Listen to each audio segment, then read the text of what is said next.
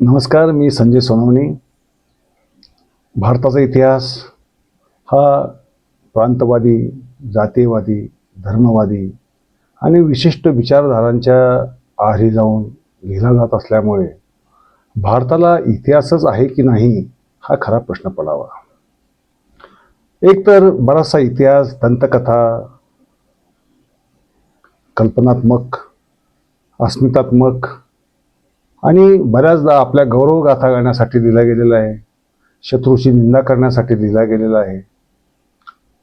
जे परकीय ते आपलं नव्हतंच, ते दुष्ट होते, लुटारूच होते, अन्याय करणारेच होते आणि त्यांनी आमचा पराभव केला असं सांगणारा पराभूतवादी एक इतिहास, अपॉलिटिक इतिहास म्हणतो आपण, तो एक लिहिला जातो. नाहीतर आम्ही सर्व पराक्रमी होतो, साऱ्या जगावर राज्य केलेलं आहे, आम्ही साऱ्या जगाला संस्कृती दिली आहे, आम्ही विश्वगुरू होतो आणि विश्वगुरू होणार, या अँगलने लिहिला जाणारा एक इतिहास आहे. तिसरा एक इतिहास आहे सांस्कृतिक इतिहास, की ब्राह्मणांनी आम्हाला फार लुटलं, गुलाम बनवलं, सांस्कृतिक मानसिक दुर्बल बनवलं, असे आरोप करणारे आणि त्यासाठी हवे ते पुरावे शोधणारे संशोधकही आहेत. आणि त्याच वेळेस आम्ही गरीबच होतो, दरिद्रीच होतो, आमच्या हातात राजसत्ताच कधी नव्हती, आम्ही कसं कोणाला गुलाम करणार, असे प्रत्यारोप करणारे किंवा अशी स्पष्टीकरण देणारे हम मराठ्यांसारखे लेखकही भारतात आहेत. थोडक्यात इतिहास हा एवढा कन्फ्युजिंग, एवढा गोंधळयुक्त आणि दूषित झालेला आहे की हा इतिहास आहे का इतिहासाच्या नावावर खपवली गेलेली लक्तर आहेत का नुसत्या मिथक कथाच भरलेल्या आहेत, असा प्रश्न आपल्याला पडावा. इतिहासाकडे तटस्थ बुद्धीने पाहण्याची, त्यातनं खरोखरच जे वाईट असलं तर वाईट, चांगलं असेल तर चांगलं, हे साक्षेपी विवेकी बुद्धीने निरक्षीर पद्धतीने निवडून त्यातलं घेण्याची आपली मानसिक तयारी अनेकदा नसते. आणि याला जबाबदार काही सांस्कृतिक घटक असे आहेत की जे जाणीवपूर्वक सातत्याने आपल्या वर्चस्वाची जाणीव करून देत असतात. मग त्यासाठी साहित्याचा आधार घेतात, संशोधनाचा अधिकार घेतात, पुरातत्व खात्याचाही आधार घेतात आणि आपल्याला जे हवं तेच पसरवण्याचा प्रयत्न करतात आणि संस्कृती कलुषित करण्याचा प्रयत्न करतात. त्यातनं सुद्धा जो इतिहास तयार होतो तो सुद्धा अत्यंत दूषित, कलुषित आणि अक्षरशः मूढमती असतो असं म्हटलं तरी चालेल. मी इथे 2 उदाहरणं प्रत्यक्ष घडलेली आपल्याला देतो, म्हणजे आपल्या लक्षात येईल की पुरातत्व खातं आणि इतिहासकार हे विशिष्ट दृष्टिकोनातून ज्यावेळेस काम करतात त्यावेळेस नेमकं काय होतं. 2014ची गोष्ट आहे. माझं origins of Vedic religion and Indus Ghaggar civilisation या पुस्तकाचं प्रकाशन होतं. ते प्रकाशन डॉक्टर वसंत शिंदे यांच्या हस्ते होणार होतं. राखीगढी या पुरातत्वस्थळी ते उत्खनन करणार होते. त्यांचा बोलबाला त्यामुळे व्हायला लागलेला होता आणि ते स्वाभाविक होतं. ते डेक्कन कॉलेजचे कुलगुरू होते. त्यांना बोलवलं, ते आले, त्यांनी भाषणही केलं. भाषणात त्यांनी अत्यंत धाडसी विधान केलं. उत्खनन अजून चालवायचं होतं बरं का, हे लक्षात ठेवा. त्यांनी घोषित केलं की इथे उत्खनन केल्यानंतर जी माहिती समोर येणार आहे ती एवढी धक्कादायक, खळबळजनक असणार आहे की यामुळे राजकीयदृष्ट्या, सांस्कृतिकदृष्ट्या इतिहासाचं लेखन हे पुन्हा एकदा करावं लागेल. कारण राखीगढी ही सिंधू आणि हडप्पापेक्षाही पुरातन होती, हे आम्हाला त्यातनं सिद्ध करता येणार आहे. अशा स्वरूपाची विधानं ते धडाधड धडाधड धडाधड करत गेले. याचे जगभर पडसाद पडले. सगळ्यात मोठी प्रतिक्रिया ती पाकिस्तानमधनं, डॉन नावाचं ते दैनिक आहे पाकिस्तानमधलं, आपल्याला माहितीच असेल. त्यात बातमी अशी आली, या समारंभाची झाली बातमी अर्थात, पण त्यात वसंत शिंदेंनी जे विधानं केली होती त्याचा खोडा करणारी की अजून संशोधन व्हायचं आहे, अजून निष्कर्ष बाहेर यायचे आहेत, परीक्षणं व्हायची, जे काही सापडतंय त्याची परीक्षणं व्हायची आहेत आणि त्यानंतर आपले निष्कर्ष जाहीर करण्याच्या आधीच उत्खनन न करता डॉक्टर शिंदे असं करू कसं शकतात. खळबळजनक, संस्कृती बदलणारे, इतिहास बदलवणारे, पुन्हा लिहावं लागणारे असं आम्ही समोर आणणार आहोत, म्हणजे तुमचं काय प्री प्लॅन आहे काही, असं शंका येणं स्वाभाविक आहे ना.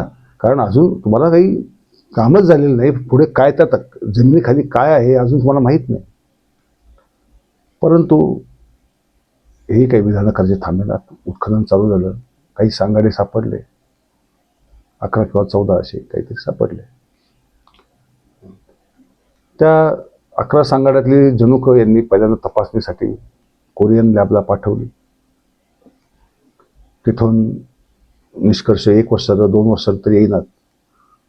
वसंत शिंदेंना अनेकांनी प्रश्न विचारले असतील. त्यांनी स्पष्टीकरण दिलं की मानवी संसर्गामुळे, हाताळणीमुळे ती जनुक दूषित झालेली आहेत. त्यामुळे त्याचा वापर करता येऊ शकत नाही. त्यामुळे आम्ही आता एक सांगाडा राहिला आहे, तिथनं जनुक मिळवून त्याचं परीक्षण करणार आहोत असं घोषित केलं. आता आधीच्या एवढ्या 11 सांगाड्यांचं परीक्षण केल्यानंतर सगळी जर दूषित निघाली, हे सांगायला वेळ लागला का? ते खरोखर दूषित होती की नव्हती हा प्रश्न उपस्थित होणं स्वाभाविक आहे. परंतु ते असतील असं आपण गृहीत धरू. तेवढा तरी विश्वास ठेवला पाहिजे. ठेवायचा की नाही ठेवायचा हे तुम्ही संपूर्ण ऐकल्यानंतर ठरवा. नंतर एका स्त्रीच्या सांगाड्याच्या कानाच्या हाडामधनं त्यांना काही जनुक मिळाली. ती जनुक पुन्हा तपासणीसाठी गेली. तपासणी होऊन आली. त्याचे निष्कर्ष डॉक्टर वसंत शिंदेंनी डिक्लेअर केले. ते केले नीरज राय यांनी, बेंगलोरचे ते जनुकीय शास्त्रज्ञ आहेत. आणि त्यांनी काय घोषित केलं की सिंधू संस्कृतीच्या या स्त्रीच्या जनुकांवरनं असं दिसतंय की ती पूर्ण एतद्देशीय आहेत. थोडासा इराणी संसर्ग आहे, परंतु ते व्यापारानिमित्त जी काही देवाणघेवाण होत होती त्या काळात तो संसर्ग इराणमधनं आला असावा, पण तो भटक्या पशुपालकांचा नाही. हे निश्चित म्हणजे सिंधू संस्कृती एतद्देशीयांची आहे याच्यावर शिक्कामोर्तब झाला. लक्षात घ्या, कारण इसवी पूर्व 3000 मधला तो स्त्रीचा सांगाडा होता. भटके पशुपालक हा जो शब्द वापरतात तर जो आर्यांना उद्देशून वापरायचा होता, पण ते आता आर्य हा शब्द कोणी वापरत नाही. ते स्टेपेतील भटके पशुपालक असा शब्द वापरला जातो. पण त्याचा अंश मात्र अजिबात नव्हता. वसंत शिंदेंनी अनेक जनुकीय शास्त्रचे सहकारी जगभरचे प्रसिद्ध एकत्र घेतले. एक प्रबंध लिहिला. तो सायन्स आणि सेल या जागतिक कीर्तीच्या मासिकांमध्ये, नियतकालिकांमध्ये प्रकाशित झाला. त्याच्यात हेच म्हटलं होतं की सिंधू संस्कृतीची जनुक एतद्देशीय आहेत. त्यात भटक्या पशुपालकांचा कसलाही अंश सापडलेला नाही. इराणची काही जनुक सापडली, परंतु ती या व्यापारानिमित्त किंवा यामुळे झालेल्या संपर्कामुळे आलेली असावी. अगदी व्यवस्थित तो प्रबंध सायंटिफिकच होता, यात काही वाद नाही. आणि सायंटिफिक प्रबंधावर आपण त्यातल्या त्यात विश्वास ठेवू शकतो आणि ठेवायला पाहिजे, कारण ते शास्त्रीय प्रमाणात द्यावं लागतात. त्याचे सगळे निष्कर्ष आपण कशावरनं काढले, काय काढले, जनुकात ते प्रमाण कसे आहे, ते पर्सेंटेज काय काय आहे, काय काय नाही निघालं, हे सगळं द्यावं लागतं. ते दिलेलं होतं. परंतु डॉक्टर शिंदेंनी माध्यमांमधनं, लेखांमधनं भलतंच सांगायला सुरुवात केली की सिंधू संस्कृतीत संस्कृत भाषा बोलली जात होती, यज्ञ होत होते. सिंधू संस्कृतीत वैदिक आर्य होते. वैदिक आर्यांची निर्मिती आणि राखीगढी हे भारतातलं सगळ्यात प्राचीन स्थान ठरल्यामुळे पाकिस्तानमध्ये गेलेले हडप्पा आणि मोहेंजोदडो हे अर्वाचीन ठरतात. म्हणजे भारतच संस्कृतीतील पुढारलेला देश होता का प्रदेश होता असं त्यांना म्हटलं. खरं म्हणजे संस्कृतीची अशी कोणती सीमारेषा नसते. राष्ट्राच्या सीमा बदलत असतात. भारताच्या सीमाही अनेकदा आता पण त्याच काळापासून आतापर्यंत बदलत आलेले आहे. पुढेही बदलतील कदाचित, माहीत नाही. पण सांस्कृतिक ज्या असतात त्या अशा राजकीय सीमांचा विचार करत नसतात. मग हडप्पा मोहेंजोदडो आता पाकिस्तानात आहे म्हणून त्याच्यापेक्षा जुनी आमची भारतात असलेली हरियाणात सापडलेली राखीगढी प्राचीन आहे हे सिद्ध करण्याचा अट्टहास, खोटं सांगण्याचा अट्टहास का, हा प्रश्न पडणं स्वाभाविक आहे. त्यानंतर डॉक्टर शिंदेंनी महाराष्ट्र टाइम्समध्ये आम्ही सिंधुपुत्रच नावाचा लेख लिहिला. त्याचा मी प्रतिवाद केला. त्यात लेख लिहिला आणि चक्क सेल आणि सायन्समधलं त्यांनी काय म्हटलंय, आणि आता हे बाहेर काय बोलतायत, या दोघांचा विरोधाभास जो आहे, दुतोंडीपणा जो आहे, तो फक्त उघड केला. मला त्यात काही नवीन घ्यायची गरजच नव्हती, कारण ठळक होतं की हे दोन गोष्टी विरोधाभासी आहे, परस्पर विरोधी आहे. असं बोललं कसं जाऊ शकतं, लिहिलं कसं जाऊ शकतं. त्यानंतर मात्र शिंदेंनी त्या विषयाबद्दल बोलणं जाहीरपणे तरी बंद केलं. झालं, चांगलं झालं, कारण वेळीच अशा गोष्टी खोडाव्या लागतात. म्हणजे बघा, पुरातत्वशास्त्राला सुद्धा कसं वेठीला धरलं जातं आणि त्याचं खरे निष्कर्ष काय आणि सांगितले लोकांना सांगणारे निष्कर्ष काय, यात किती फरक असू शकतो हे यावरनं लक्षात येईल. 2014 नंतर या प्रचंड वाढ झाला. या घटना सगळ्या 2014 नंतरच्याच मी तुम्हाला सांगतो. त्या आधीच्या काही आहेत, मी त्यात पुढे कधी ते तुम्हाला सांगेन. अजून एक घटना घडली छत्रपती शिवाजी महाराजांच्या इतिहासाबद्दल. पांडुरंग बलकवडे नावाचे इतिहासकार आपल्या सर्वांना माहीत असतील, ज्येष्ठ आहेत, श्रेष्ठही आहेत, महान इतिहासकार आहेत ते, त्यात काही शंकाच नाही. त्यांनी लोकसत्तामध्ये लेख लिहिला होता. तो लेख असा होता की शिवभारत या परमानंदच्या काव्यावरून असं दिसतंय की छत्रपती शिवाजी महाराज परशुरामाला आराध्य मानत होते. परशुरामाला मानत होते आणि परशुरामाची भक्ती करत होते. आणि राज्याभिषेकाच्या आधी छत्रपती शिवाजी महाराज परशुरामाचं दर्शन घ्यायला गेले. आणि असं परमानंद लिहिले. आणि परमानंदाचं शिवभारत हे अत्यंत विश्वास ठेवायच्या योग्यतेचं काव्य आहे, कारण छत्रपती शिवाजी महाराजांच्या आज्ञेनेच लिहिलं होतं. त्याचा मी प्रतिवाद केला. कारण असं होतं की शिवभारतने हे त्या उत्तरात मी लिहिलं की शिवभारतमध्ये छत्रपती शिवाजी महाराजांनी परशुरामाचं दर्शन घेतलं, याचा उल्लेख आहे, गोष्ट बरोबर.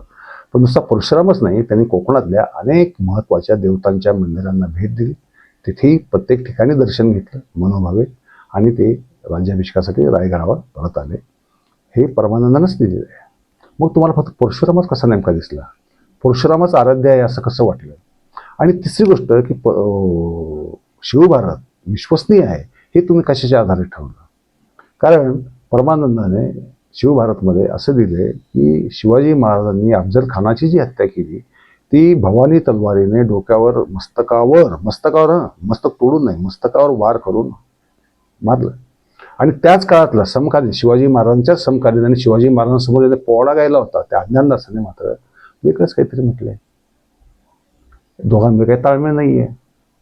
आणि दोघेही शिवाजी महाराजांच्या आहेत तिथलीच लोक. एक परमानंद शिवाजी महाराजांच्या आज्ञेने काव्य लिहितोय, शिवभारत लिहितोय. आणि दुसरीकडे तुम्ही अज्ञानदासाने शिवाजी महाराजांच्या समोर जिजाऊ मातेसमोरही समक्ष पोवाडा म्हटला. शिवाजी महाराज त्याला सोन्याचा तोडा भेट दिला. हे त्यानेच दिले. मग खरं काय? म्हणजे इतिहासकार काय करतात की सोयीस्कर अर्थ काढण्यासाठी कोणी का लिहिलं, कशासाठी लिहिलं, त्याचा हेतू काय होता, दान दक्षिणेच्या अपेक्षेचा होता की फक्त आपल्या उपकारकर्त्याला खुश करण्यासाठी काहीतरी अलंकारिक लिहायचं, ते त्यांनी प्रत्यक्षात दाखवलं असेल नसेल हे आपल्याला माहीत नाही. आणि त्याने म्हटलं म्हणून तुम्ही त्याला जर पुरावा मानत असाल आणि त्या पुराव्यातही खोडसाळपणा तुम्ही असा करताय की परशुरामच नाही म्हटलेलं त्याने, इतरही देवतांचे दिले, त्याबद्दल का नाही तुम्ही बोलत. बरं, माझं पत्र आलं, छापून आलं. दुसऱ्याच दिवशी त्यांचा फोन मला, बलकवड्यांचा. 1-2 मिनटं व्यवस्थित बोलले. नंतर अचानक त्यांना शिव्याच द्यायला सुरुवात केली. मी पण जरा अवाक झालो की एकदम अशी अपेक्षाच मी केलेली नव्हती. एका इतिहासकाराकडून, ते ज्येष्ठ इतिहासकाराकडून एकदम शिवीगाळ घालणाऱ्या स्वरूपाची सुरू होईल. मग आता फुलं पडतायच अंगावर, तर मग आपण काही फुलं द्यायला पाहिजे म्हणून मी फुलं उधळली मग शिवांची. तर सांगायचा मुद्दा असा की आमच्या मनाविरुद्ध, आमच्या इच्छेविरुद्ध आणि आमच्या मताला फोडणारं तुम्हाला लिहिण्याचा अधिकारच नाही, असा जर तुमचा समज असेल, तुम्ही म्हणता तेच अंतिम सत्य आम्ही मानायचं, तुम्ही सांगायचं आम्ही मानायचं, असं तुमचं म्हणणं असेल तर तो इतिहास नसतो. ती वर्चस्वाची एक विकृत भावना असते. आणि हे सांस्कृतिक वर्चस्व आहे, हे माजवण्यासाठी जे प्रयत्न होतात ते अत्यंत घातक असे होतात, फार घातक ठरतात. बरं, हा रोग फक्त वैदिकवादी साहित्यिकांना किंवा इतिहास संशोधकांचा असं नाही आहे. त्याची लागण आता बहुजनवादी इतिहासकारांनाही झालेलीच आहे. तर प्रत्येक गोष्टीचं खापर वैदिकांवर फोडून मोकळे होतात, प्रत्येक गोष्टीचं. म्हणजे उदाहरणार्थ, भारतातील मुली कुपोषित व युरेशियन ब्राह्मण जबाबदार, अशा हेडलाईनचं मूलनिवासी नायक नावाच्या वृत्तपत्रावर हेडिंग खाली भली मोठी बातमी छापली होती. आता मुलींच्या कुपोषणाचा आणि वैदिकांचा काय संबंध? खरं तर काही संबंध नाही, काही संबंध नाही. पण असे आरोप केले जातात. बहुजनवादी इतिहासकार लिहिताना अनेकदा अपोलॉजेटिक, बचावात्मक असं लिहितात की बघा बघा बघा बघा आमचे पुरुष किती थोर होते, बघा बघा ते वैदिक ब्राह्मण किती वाईट, त्यांनी त्याच्यावर अन्याय केला वगैरे वगैरे वगैरे. तो अन्याय केला का केला, तो खरोखर झाला आहे की नाही झाला, आणि झाला असल्यास त्याचं काय प्रत्युत्तर काय, याची कोणती मांडणी ठोसपणे होताना आपल्याला दिसत नाही. आणि जे खरोखरच आरोप करावे अशा गोष्टी आहेत त्याच्याबद्दल मात्र मूग गिळून गप्प बसतात. हे असं का? उदाहरणार्थ, डॉक्टर वसंत शिंदेचा प्रतिकार करणारा, प्रतिवाद करणारा फक्त मी एकटाच का महाराष्ट्रामध्ये होतो? दुसरे हे विद्वान काय करत होते? किंवा बुलकवड्यांनी ज्यावेळेस हा लेख लिहिला लोकसत्तामध्ये, त्यावेळेस त्याचं प्रतिवाद करणारी उत्तर कोणी लोकसत्ता पाठवली का? नाही पाठवली. फार कशाला, मागे मी आपल्याला सांगितलं होतं, फ्रँकॉइस गोतीने ज्यावेळेस शिवाजी महाराजांचं मंदिर बांधलं त्याचा विरोध करणारा मीच होतो. त्यावेळेस इतर लोकांना का नाही वाटतं की काहीतरी चुकीचं घडतंय? आणि त्याचं उद्घाटन शेवटी पंडित रविशंकरच्या हस्ते यज्ञ करून झालं शिवाजी महाराजांच्या मंदिराचं म्हणून. आणि ते मूर्ती कशी होती त्याच्यामध्ये, भवानी माता शिवाजी महाराजांना भवानी तलवार देते आहे असं ते चित्राने शिवाजी महाराज नतमस्तक होऊन बसलेले आहे. ते ठीक आहे, म्हणजे भाविकाची ही कल्पना असू शकते. परंतु शिवाजी महाराजांना भवानी मातेने तलवार दिल्यामुळे शिवाजी महाराज अजिंक्य झाले. त्यांनी साऱ्या जगावर विरोध केला, मोगलांवर, अक्षरशः औरंगजेबालाही आव्हान दिलं, आदिलशाही सत्तालाही आव्हान दिलं, आणि त्या तलवारच्या जीवावरच युद्ध जिंकली. म्हणजे सगळं दैवी आशीर्वादाने झालं. मग शिवाजी महाराजांचं कर्तृत्व तिथे कुठं राहिलं? पण त्याचा विरोध करावा असं बहुजनीय इतिहासकारांना वाटलं नाही. हे सुद्धा एक दुर्दैव आहे. इतिहास हा अस्मितांचा इतिहास नसतो. वेळात वीर दौडले साथ म्हणणं फार सोपं असतं, अंगावर रोमांच येतात, ऊर भरून येतो. परंतु इतिहास म्हणून जर पाहायला गेलं आपण तर ते खरं नसतं ना, तो इतिहास नसतो. फक्त 7 वीर जाऊन बहलोल खानावर जाऊन तुटून पडले, हा इतिहास नाही. ते कवी कल्पना आहे. शेणवी नावाच्या पत्रलेखकाने एक पत्र ब्रिटिश यांना पाठवलं, त्यात 7 जण पडले, त्यांची नावही नाही आहे, फक्त प्रतापराव गुजर आणि इतर 6 जण असं म्हटलंय, मोघम म्हटलेलं आहे. तो तुमच्या इतिहासाचा आधार बनू कसा शकतो? परत तुम्ही बनवता. इतिहासामध्ये अनेक गोष्टी लपवूनही ठेवता. उदाहरणार्थ, आतापर्यंत इतिहासातनं एवढ्या गोष्टी गायब केलेल्या आहेत, अक्षरशः काहींना तर अत्यंत बदनाम करून ठेवलेलं आहे. त्यात जर मुघल शासक असतील तर त्याचं विचारूच नका, त्यांनाही बदनाम करून ठेवलेलं आहे. एवढं बदनाम करून ठेवलंय, काळ्या कुट्ट रंगात रंगवलंय की आता त्याला कोणी चांगलं म्हणायला थोडा जरी प्रयत्न केला तरी त्याच्यावर शेणा दगडांचा मारा सुरू होईल, अशी परिस्थिती. आपण यातनं काय शिकणार? आपण यातनं इतिहास शिकणार का दंतकथा शिकणार? म्हणजे नाही का, दंतकथा हा जर आपल्या इतिहासाचा आधार बनणार असेल तर दुसरं काय होणार? इतिहास असतो, तो शोधावा लागतो. शोधताना थोडे फार चुका होणं स्वाभाविक आहे. आकलन करण्यामध्ये किंवा दृष्टिक्षेपातनं एखादा पुरावा सुटल्यामुळे एखादी चूक होऊ शकते, परंतु समोर आल्यानंतर चुका दुरुस्त करता येतात. फक्त निर्मळ मन पाहिजे. परंतु डोळ्यांनी ठसठशीतपणे दिसत असताना सुद्धा विकृत बुद्धीने ते अस्तित्वातच कसं नाही, आणि ते पांढरं दिसत असताना ते काळच कसं आहे हे ठासून ज्यावेळेस सांगितलं जातं त्यावेळेस मात्र त्याला चूक म्हणत नाही, त्याला अक्षरशः विकृत बुद्धी म्हणतात. यात काही शंका बाळगायचं कारण नाही. आपल्याला इतिहास हा अत्यंत निरपेक्ष असला पाहिजे. तो द्वेषासाठी नसतो, द्वेषबुद्धी सूडबुद्धीसाठी त्याहून नसतो. अनेक लोक म्हणतात की युरेशियन ब्राह्मणांनो चालते वा युरेशियामध्ये, ते इथलेच आहेत, ते धर्मांतरित आहेत, ही गोष्ट खरी आहे, परंतु ते इथलेच आहेत. इथले मुस्लिम सुद्धा 99% तरी इथलेच आहेत. इथल्याच लोकांनी धर्मांतर केलेलं आहे. त्यांना कसं हाकलून देणार? इथे प्रश्न हाकलण्याचा नाहीये, सांस्कृतिक वर्चस्ववाद माजवण्याचा प्रयत्न होतो, त्याचा विरोध करण्याचा आहे. मग वर्चस्ववाद कोणी माजव? उद्या जर बहुजनवादी लोक, हिंदू मंडळींनी ठरवलं की आम्हीच श्रेष्ठ जगातले, आम्हीच महान, आम्हीच साऱ्या जगाला संस्कृत दिली, असं जर हिंदू पण म्हणायला लागले, वैदिकांच्या तोडीस तोड, तर मी हिंदूंचा विरोध करेल, प्रश्नच नाही. कारण ते सत्य नाही आहे. सत्य वेगळंच आहे. जे आपलं आहे ते मात्र आपलं कसं होतं हे तुम्हाला पटवून देता यायला पाहिजे, आणि जे आपलं नाही ते आपलं कसं नाही हे सुद्धा पटवून देता यायला पाहिजे. वेद आमचे हिंदूंचे नाही आहेत, ही वस्तुस्थिती आहे. वेदांशी काय संबंध? काहीच संबंध नाही. पण वेदात काही 4 गोष्टी तरी चांगल्या असतील ना, आणि ज्या वाईट गोष्टी आहेत त्या वाईट कशा आहेत हे सांगणं हे मात्र कर्तव्य आहे. आणि वैदिकांनी वैदिकांशीच ठेवावं ना. ते जर तुमच्यावर जर लादत असतील, उदाहरणार्थ आता पंडित गोविंदगिरी स्वामी म्हणाले, आचार्य गोविंदगिरी महाराज असं काहीतरी म्हणाले की वेद हीच भारतीय संस्कृतीचा पाया आहे. ते चुकीचं, धडधडीत खोटं आहे. केवळ एक साधू मंत्र सांगतो म्हणून त्याला खरं मानण्याचं काही कारण नाही आहे. हे खोटारडेपणा आहे. तर मित्र, आपल्याला इतिहासाकडे अत्यंत प्रांजळ दृष्टीने पाहायला पाहिजे. चुका दुरुस्त करायला पाहिजेत. चुका होऊ शकतात, अनवधानाने होऊ शकतात,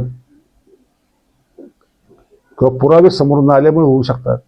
म्हणून तो पुरावे समोर आल्यानंतर त्या चुका दुरुस्त करायला पाहिजेत. नाही केल्या तर मात्र तो तुमचा अपराध आहे, हे सुद्धा मी अगदी ठामपणे म्हणेन. परंतु भारतीय जनता पार्टीचं किंवा संघाचं सरकार आल्यापासून इतिहासाची तोडमोड चालू आहे. त्या तोडमोडीला मात्र सीमा राहिलेली नाही. त्यामुळे ते निंदेसच पात्र आहेत. त्यांची कसल्याही अंगाने स्तुती करता येणं शक्य नाही, याची सुद्धा नोंद घेतली पाहिजे. संघाने तो बदलणार नाही हे तर आता सिद्धच झालेलं आहे. त्यामुळे त्याचा विरोध करत राहणं आणि त्यांचं जे खोटारडेपण आहे ते जगासमोर आणत राहणं हेच आपलं कर्तव्य आहे. आपण आणत राहू, नक्कीच आणत राहू. धन्यवाद. नमस्कार.